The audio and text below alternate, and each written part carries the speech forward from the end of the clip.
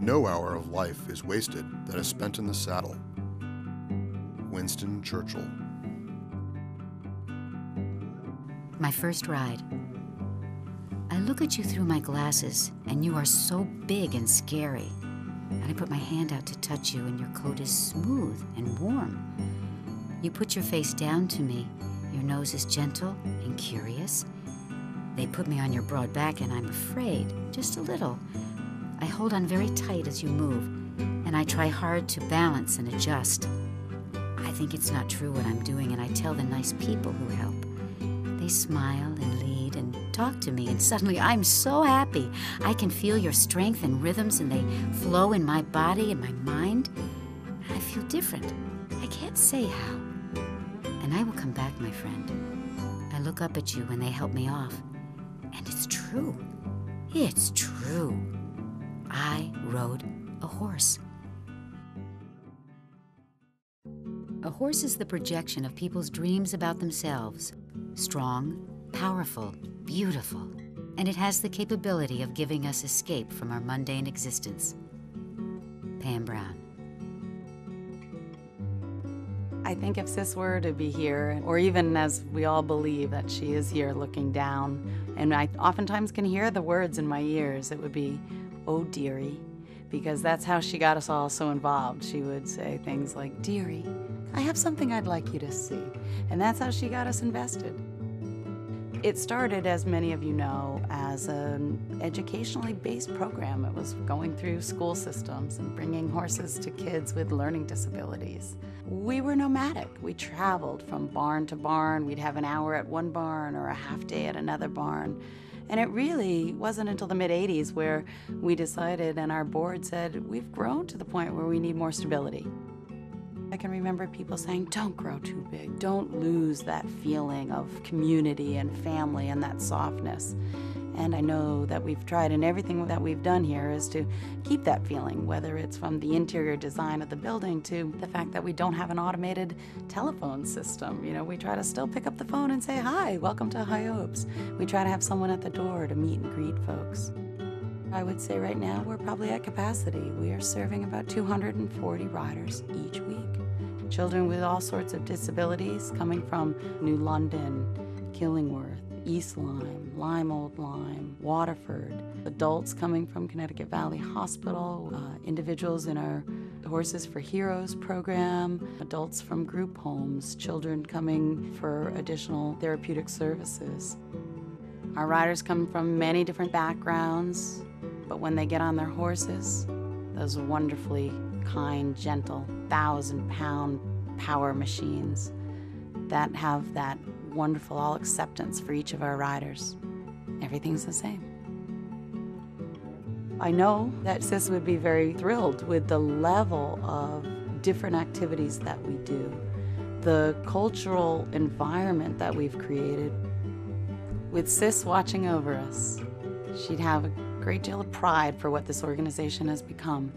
It is our honor and privilege to share with you Sis's legacy. Enjoy this journey through the daily life of High Hopes. Horses and children, I often think, have a lot of the good sense there is in the world. Josephine Robinson. One day I came to teach, and Marshall's mother was waiting for me in the lounge. Basically, she wanted me to know that Marshall was really enjoying his lessons here, and she was concerned that maybe we wouldn't be able to tell, because Marshall is basically nonverbal. Every now and then there's a word, but that's about it. So she said to me, Marshall looks forward to riding here once a week, more than anything else that he does. I didn't want to seem insensitive, but I was wondering how she could tell that he really enjoyed it, other than his wonderful smile. Because sometimes he gets extremely impatient when we're in the ring and doesn't always seem to sit quietly on the horse. Marshall's mom said that when he refers to riding, he calls it my hopes. The family was going on their first vacation together and taking a plane out to the Grand Canyon.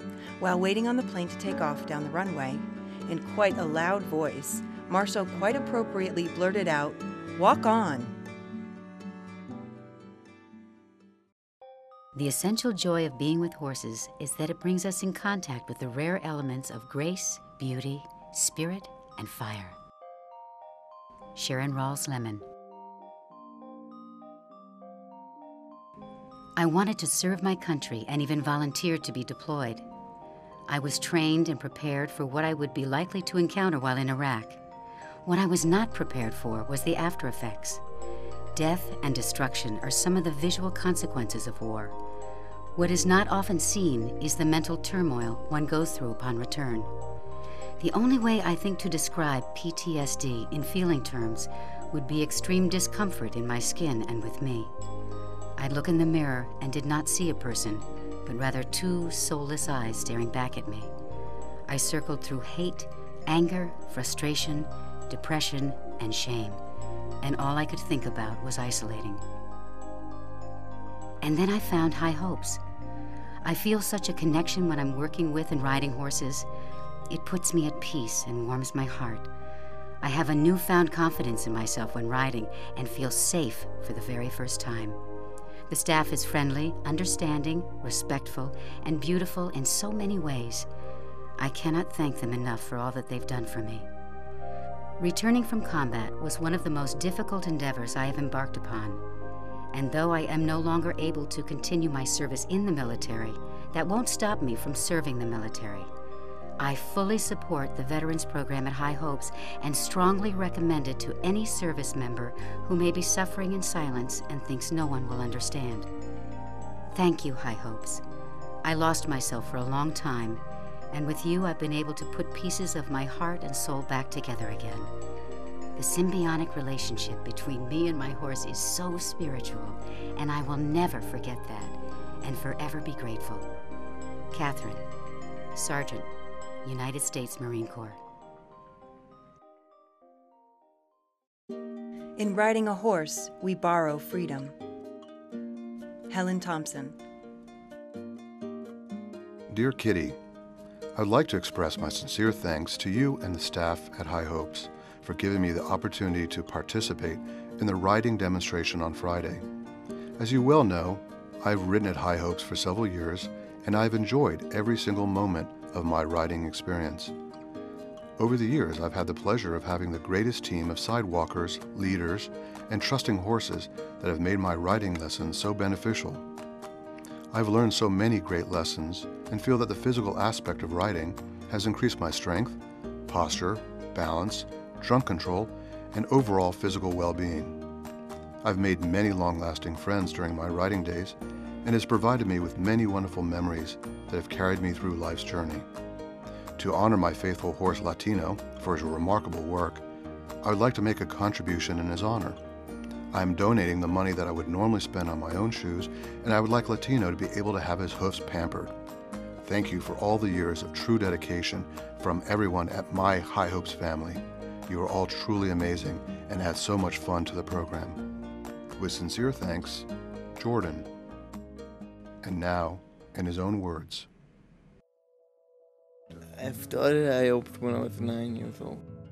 The goal recently that I achieved would be going up to Quiddalot. In the past, I wouldn't be able to physically maintain my balance, but now I'm able to control myself on my own and do the activities that I need to do. I've ridden 3 horses in my time here. Honey was my favorite, but she retired a couple years ago. I like working with Latino. We have a good relationship. The people on the staff joke with me. I'm the only one that can get him going, because he's at times can be very slow, even for the staff. The beauty of this place is everyone can conquer what they need to. The one thing, it's the only place I can feel like I can walk. Being able to walk on a horse, I can get that physical walking feeling to it that I can't really get by doing physical therapy or other activities. Being able to start here when I did when I was young, you see the accomplishments that you've done, and you can translate that over in real life. And the most recent accomplishment that I've done is gone skydiving. The main thing with that is I had to get the self-confidence to do that, to know I could actually do it. And this place started that. It's not enough for a man to know how to ride. He must know how to fall. Mexican proverb. How you feeling? Good. Any second thoughts?